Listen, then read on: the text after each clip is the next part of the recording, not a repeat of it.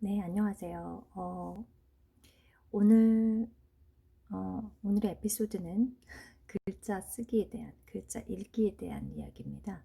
이것도 어떻게 보면 습관의 일종이라고 할 수 있겠죠. 습관을 들이는 부분에 있어서 부모님들이 이제 한 아이가 5살, 6살 글자를 짚어서 읽기 시작하거나 읽으려고 호기심을 갖거나 바깥에서 이게 뭐야, 저게 뭐야, 글자에 대한 흥미를 갖기 시작할 때 엄마들이 흔히 저지르는 저도 그런 아주 누구나 흔히 저지르는 그런 경험이 있었기 때문에 그 얘기를 좀 해드리고 싶네요.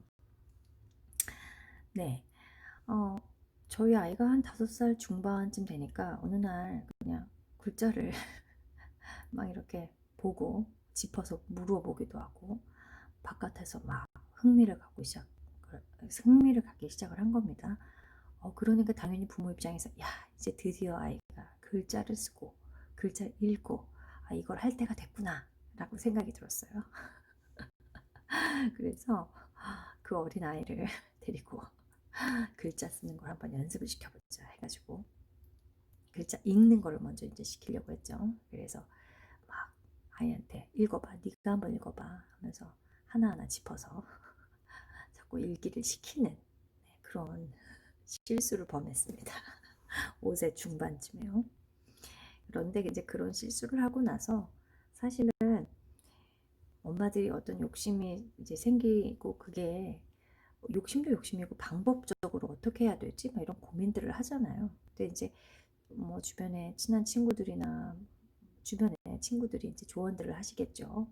미취학 아동의 경우에 7세 전에만 떼면 돼. 그리고 어디 공부방 같은 데 가서 한 두어 달 공부하면 다 글자는 스스로 떼게 돼 있어. 그러니까 그냥 너무 부담 주지 마. 이렇게 얘기하는 친구도 있고, 어떤 부모는 저처럼 그건 그거고 애가 글자를 막 읽기 시작하니까 그래, 애가 좀 글자 읽는데 내가 좀 도움을 주고 싶다라는 어떤 그런 마음에 그게 조금씩 욕심이 돼가지고 좀 과도하게 한번 또 해보기도 하고 뭐 집에서 시키기도 하고 뭐 여러 가지 그냥 그런 시행착오들을 겪을 거라고 생각합니다. 근데 뭐 저는 결론적으로 말씀을 드리면 글자를 쓰고 글자를 읽는 거에 대한 스트레스는 주지 않기로 했고, 그게 별로 효과적이지 않다라는 생각이 들어요. 그래서 그런데도 웃긴 건 아이가 어느 날 자기가 좋아하는 책으로, 그게 무슨 읽기 전용 책도 아니고 글밥이 아주 작은 책도 아니고 그냥 지가 좋아하는 수학책, 수학 동화책, 그런 걸 어느 날 그냥 뭐 받침 글자까지 통으로 다 읽더라고요. 그냥 알아서. 근데 그걸 저는, 근데 이제 그거를 물론 한 6세 중반 뭐 그 정도부터 조금 이제 술술 읽어 나가기 시작하는데, 사실 얼마나 구체적으로 잘 아는지는 잘 모르겠습니다. 그리고 읽는 것과 쓰는 건 또 큰 차이가 있더라고요. 읽는 거는 또 아주 잘 읽는 아이가 쓸 때는 또 잘 못 쓰기도 하고 합니다. 근데 그런 균형을 내가 엄마가 어, 뭔가 맞춰주기 위해서 아이한테 어떤 즐거운 경험을 주지 않고 그것이 미취학 아이를 스트레스를 준다라고 하면 그거는 조금 생각을 하셔야 될 것 같다는 생각이 들어요. 저도 그렇게 그런 생각이 들어서 그냥 한 달 정도 열심히 한번 읽게 하고 쓰게 하고 서로 그러다가 막 다투기도 하고 하면서 놔버렸습니다. 그걸. 내가 지금 그럴 때가 아니지. 내가 이 아이를 지금 읽고 쓰게 하는 게 중요한 게 아니지. 조금 더 기다릴 필요가 있지. 그리고 아이가 스스로 할 수 있겠지라는 생각을 했고, 하지만 글자에 대해서 아이가 흥미를 갖고 또 뭔가 읽으려는 준비가 되어 있고, 또 그런 나이가 되어가는 건 사실인 것 같아요. 6살, 5살, 뭐 빠르면 5살, 6살 정도만 돼도 이제 글자를 막 스스로 읽고 막 하려고 하는 그런 의지들이 보이기 때문에, 그렇다면 이런 의지가 있는 의지를 가지는 나이가 된 내 아이에게 어떤 얘기를 해줄 수 있을까, 전 생각을 다시 해봤어요. 그런 고민을 해봤어요. 일단 그런 얘기를 해줬던 것 같습니다. 지금도 마찬가지고, 지금도 이 이야기는 진행을 하고 있는 이야기인데요. 어, 뭐랄까요. 글자를 쓰는 거가 아니라요. 글자를 왜 쓰는 거. 그러니까 왜라는 이야기, 왜에 대한 이유를 많이 설명해 준 것 같아요. 그러니까 재밌는 이야기를 통해서. 어, 제가 쓴 이제 에피소드를 천천히 읽어보시면 아시겠지만 이런 얘기를 했네요.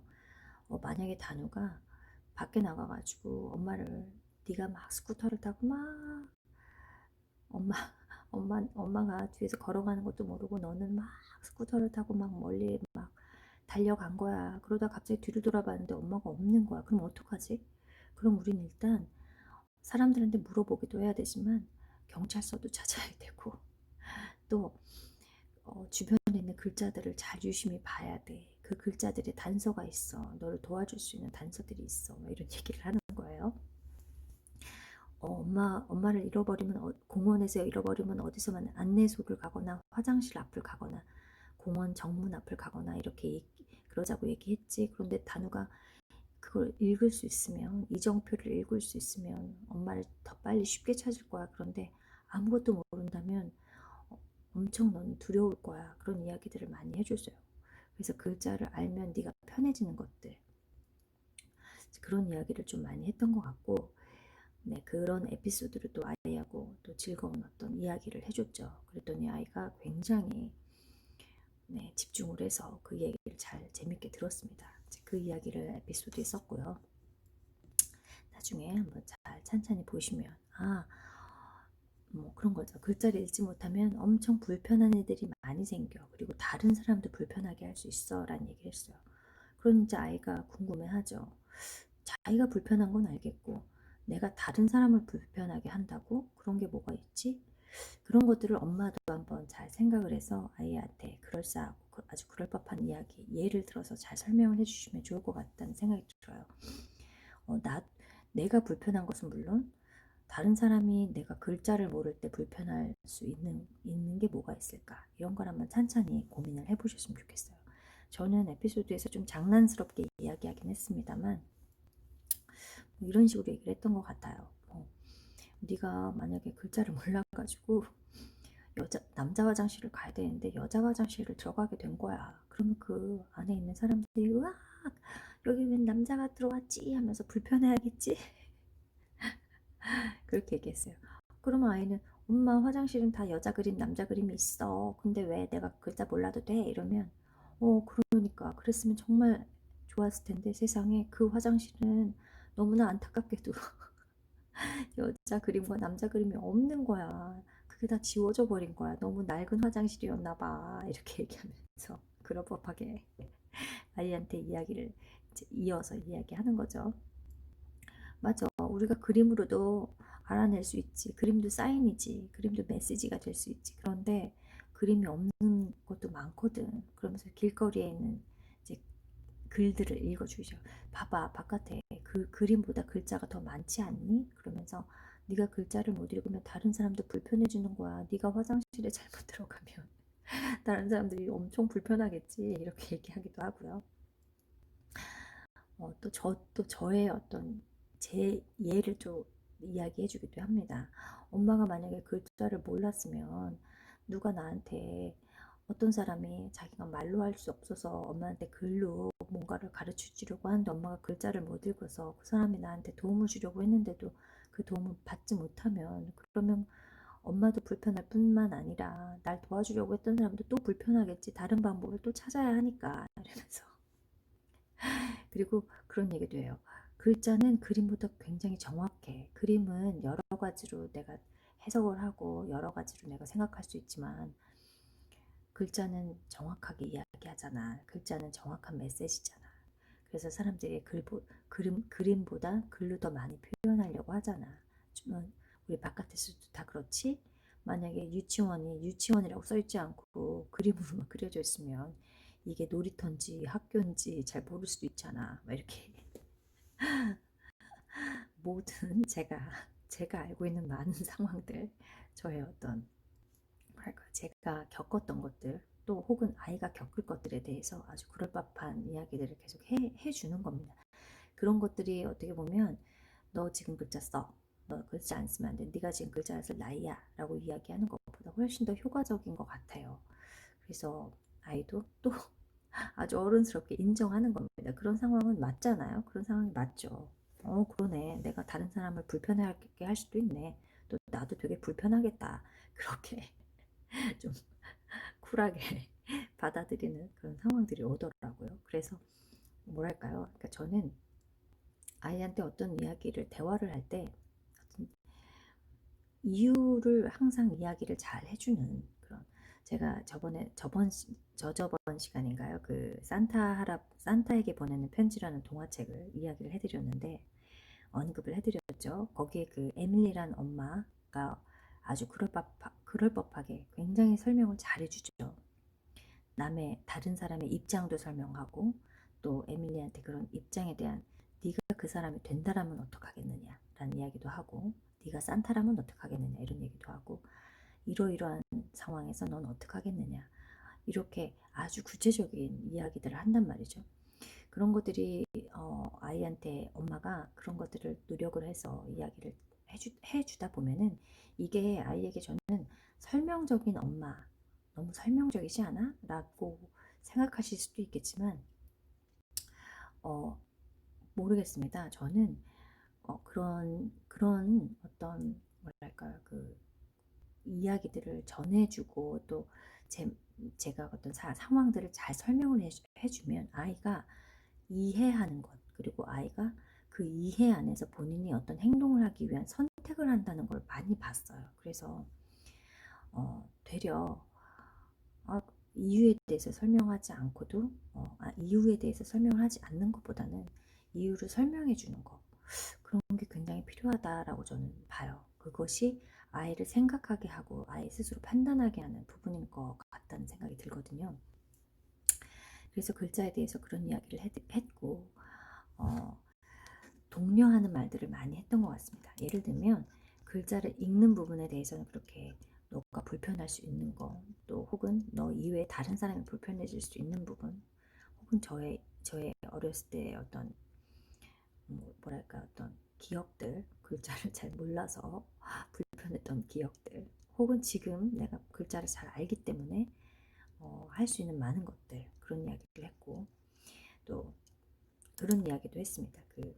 저번 시간에 제가 그 조커와 그 영웅들, 히어로들 이야기를 하면서 조커는 자기가 하고 싶은 대로만 한 행동을 한다 해서 다른 사람 불편하게 만드는, 다른 사람 못 살게 구는 사람이 됐지만 배트맨이나 슈퍼맨은 자기가 하고 싶지 않은 것도 해야만 하고 노력했기 때문에 그 노력이 아주 힘든 일인 걸 알면서도 그 노력을 했기 때문에 많은 사람들이 필요로 하고 좋아하는 사람이 됐고 결국엔 히어로가 됐지 라는 이야기를 하면서, 글자를 읽거나 쓰는 건 역시 어려운 일인데 그거는 그 작은 노력을 하면 정말 많은 사람들이 널 필요로 할 거야. 그리고 널 아주 좋아하게 될 거야.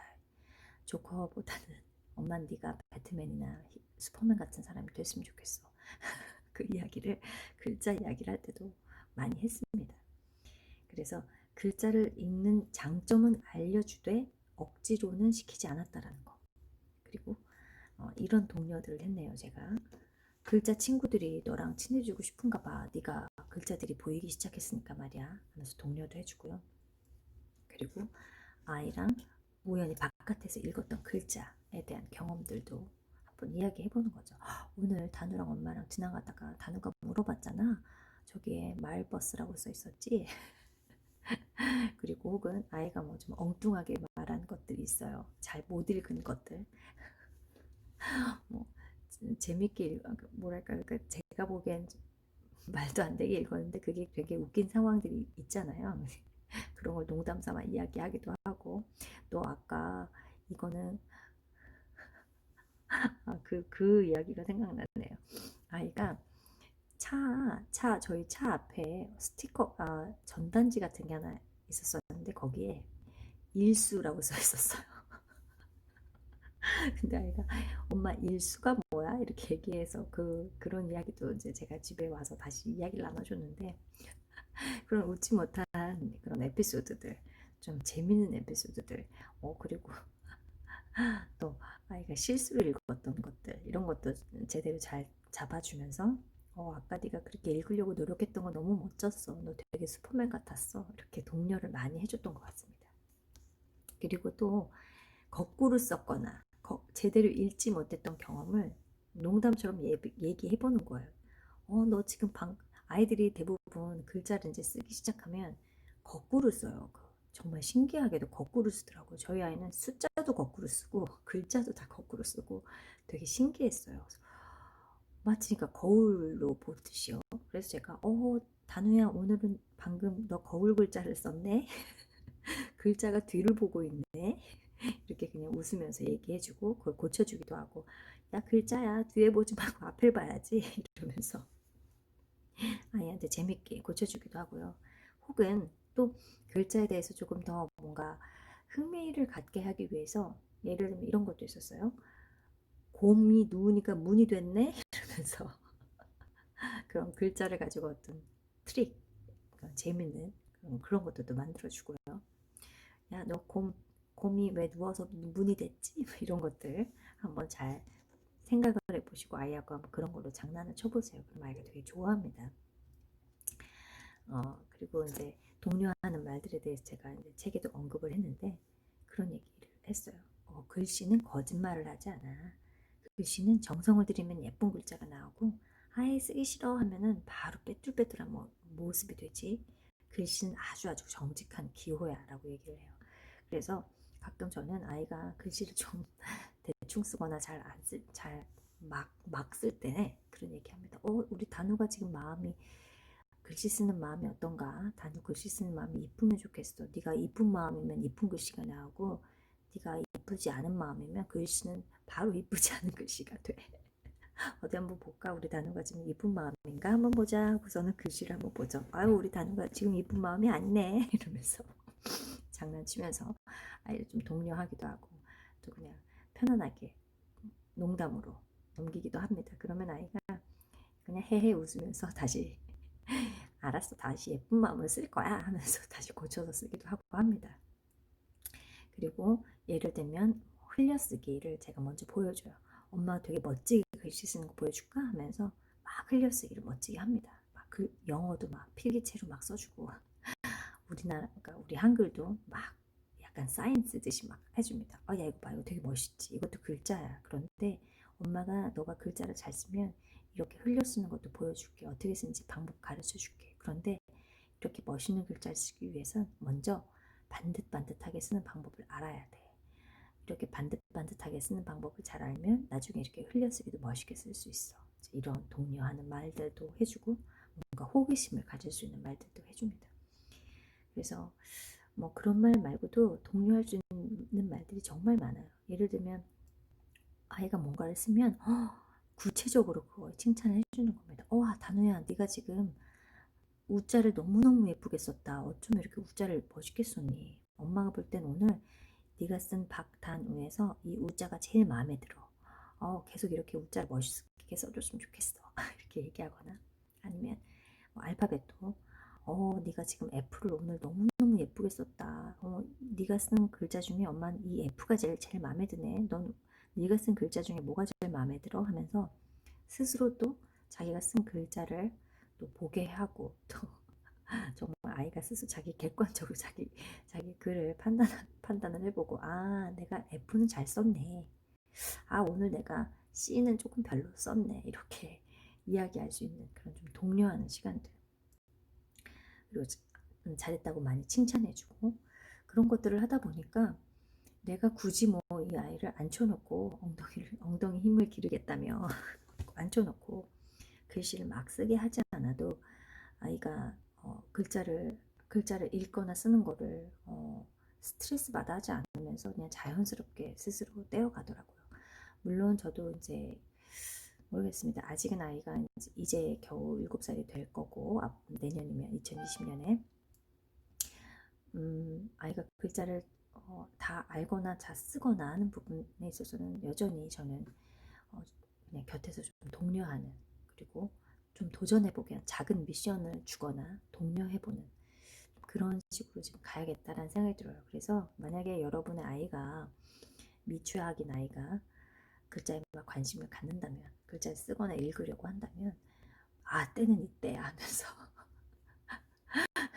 욕심 부리셔가지고 아이를 앉혀놓고 막 쓰기 연습을 시키고 읽기 연습을 시키고 이렇게 하지 마시고, 독려하는 것부터 시작을 하시고, 그 독려를 어떻게 할까, 어떻게 하면 이 아이를 자신감 있게 만들까, 또 이 시간을 즐거운 시간이 되게 할까, 어, 본인이 굉장히 대단한 사람인 것처럼, 아, 정말 히어로처럼 내가 되게 멋있는 사람이야 라고 그런 마음을 가지고 글자 하나하나에 어떤 정성을 들일 수 있게 할까, 그런 것들을 고민하시는 그런 시간을 가지셨으면 좋겠다라는 생각이 듭니다.